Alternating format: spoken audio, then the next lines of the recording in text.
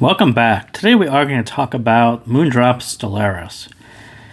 So the question is where to begin, and I think we kind of start right here, and I won't even pick this up, but just looking at the shell, I think people are just going to look at it and say the fit is kind of crazy, and it is. It's a very long nozzle. The shell is actually kind of heavy because it's metal. I was using foam tips because it sort of counterbalances the weight of it and gives you a really tight fit and a deeper fit for me. So yeah, I think that's kind of where to begin. If you can actually wrap your head around that part and figure out that that's okay for you, then we'll get to the other parts. But I think this one is just a tough sell for most people, just based on the shell shape. And if you've ever struggled with longer nozzles or fit on other IMs, I think this one is going to be a challenge for most people. But for me, it actually worked out okay. So here it is, kind of up close. It's actually a very nice shell, but it is kind of weighty, and it makes kind of a funny sound. It's kind of a nice, thick, solid metal shell. And that's going to, you can't really pull off a shallow fit with this one because it's actually kind of heavy and it hangs out of your ear.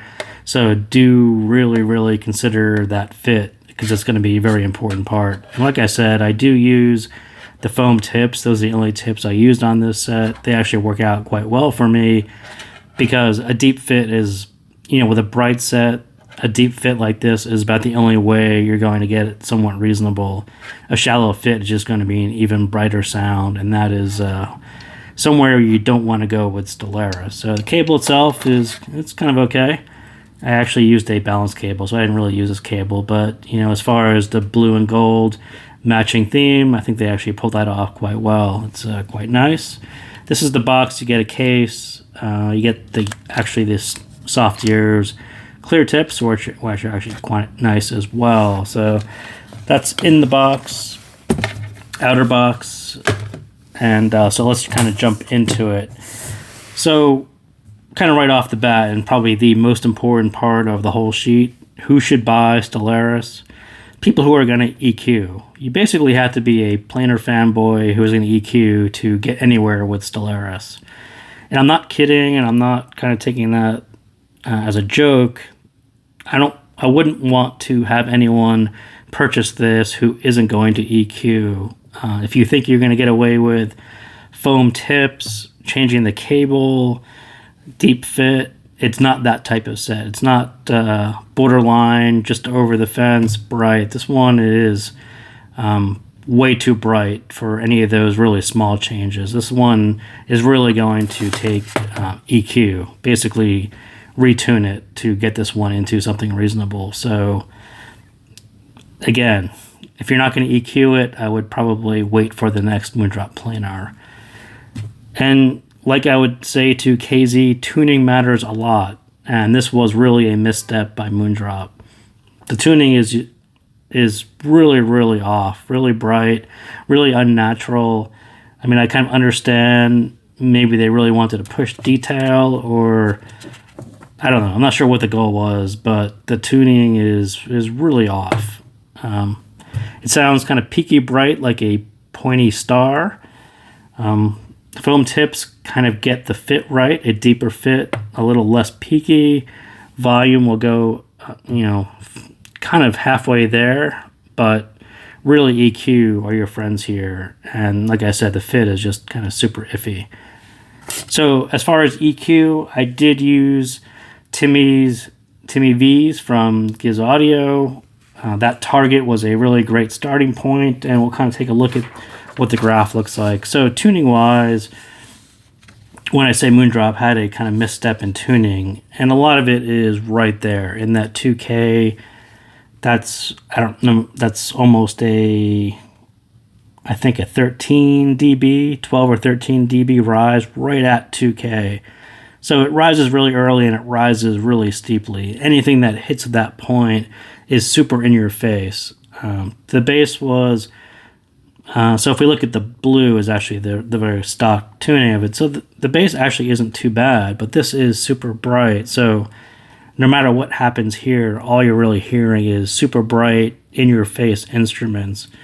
And then you get some really upper treble peakiness too. So yeah, it's a very strange tuning, and maybe at very, very low volumes it works out, but at any of the reasonable volumes, you're essentially stuck right there at that huge peak. So with EQ, with TimmyV Target, which we could almost see in the background, so TimmyV Target base shelf is kind of ARIA-like, not all that far from where Stellaris was out of the box, so they actually hit that okay.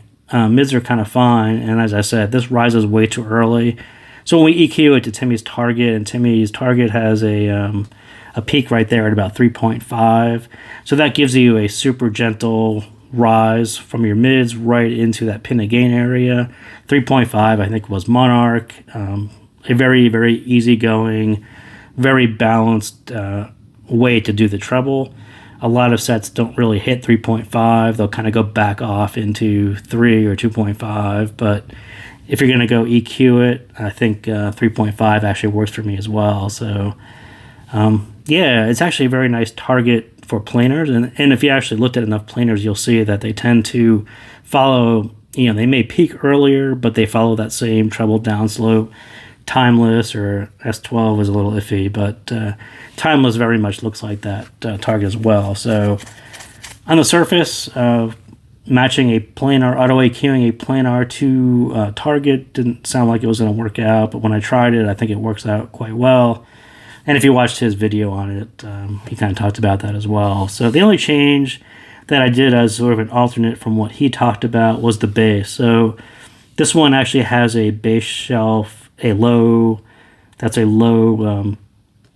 shelf for bass, and I think I stuck it at 300 for 2 dB. So that actually just lifts the bass just slightly from his standard file, but that was sort of optional. And why that one was optional is because these are actually, that's 2, 4, 5, 6, 7. So if you're into PEQ and you have a 6-band PEQ filter set, the 7th one doesn't really work for you. So that was why originally I kind of left it off. And this bass stuff, like I said, was kind of okay.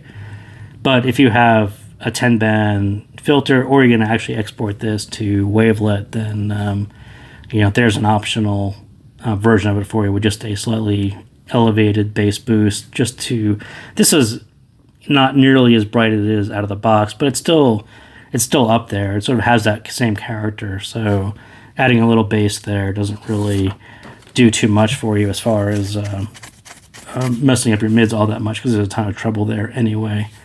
So the sound, like I said, it's let's see, remove the peakiness and the level of treble. So as I said, it definitely removes that peakiness. The treble is leveled out, so you can actually listen to it at higher volume.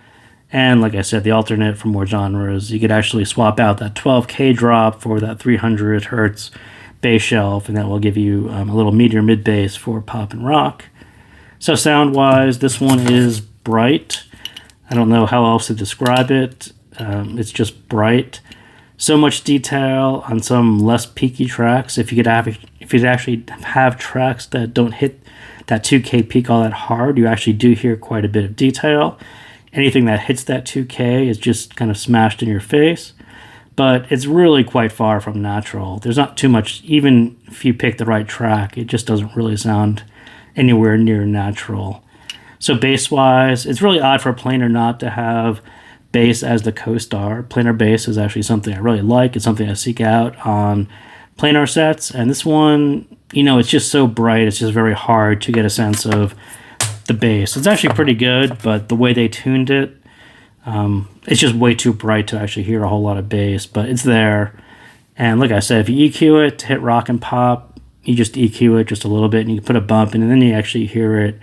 And then when you hear it, it's definitely kind of right there with the other planars. There's nothing all that wrong with it. It's there, you just can't hear it. So do look into EQing it. The mids, sort of out of the box, these super clean, clear, transparent planar mids, that crazy, without the EQ, really, really forward 12 dB at 2K. It's almost impossible to avoid hearing that and having it be, smashed right in your face. It's essentially the focus for the whole track is what happens right there. And yeah, it's just kind of a huge misstep. I'm not sure what exactly they were thinking there. So that peak is very, very volume limiting, and like I said, it's all the focus. So with EQ, get rid of the 2K, push it out to 3.5, like I said. Then you can actually hear the rest of the treble. Moving that pin gain from 2K to 3.5K pushes the vocals back a bit. So you can actually slide it. If 3.5 is not as energetic as you want, move it back to about 3, 2.5. Anything in that range is actually quite popular. But you're essentially retuning the set. So, do whatever sounds good for you. In my opinion, the star is the treble on this set, and it's actually done quite well when you can hear it, but the clarity and detail in the mids is actually a close second.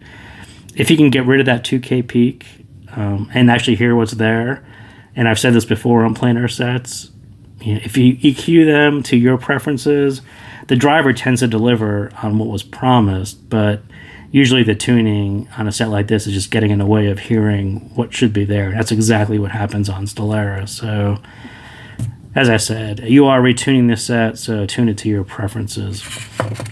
The treble is pretty much the star of the show on this one. Not as planar metallic as you're thinking, and especially after EQ, it's kind of surprising how good the treble actually is. I don't know why they hid it behind the 2K.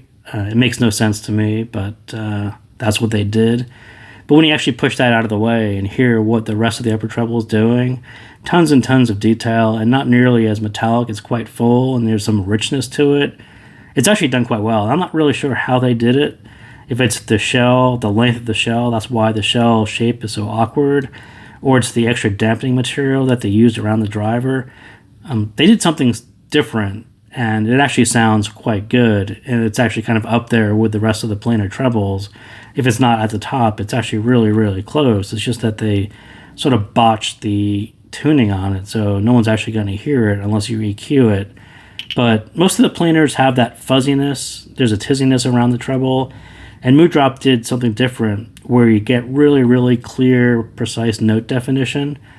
Very much similar to hearing underdampened driver, and then you hear it properly dampened. All that noise kind of falls away, and it sounds filtered, and there's kind of a black, dark background around notes. That's what this one sounds like EQ'd, and I don't know. I'm not going to harp on it anymore, but treble is actually good if you can EQ it. Stage without the EQ, very much smashed in your face right at 2K.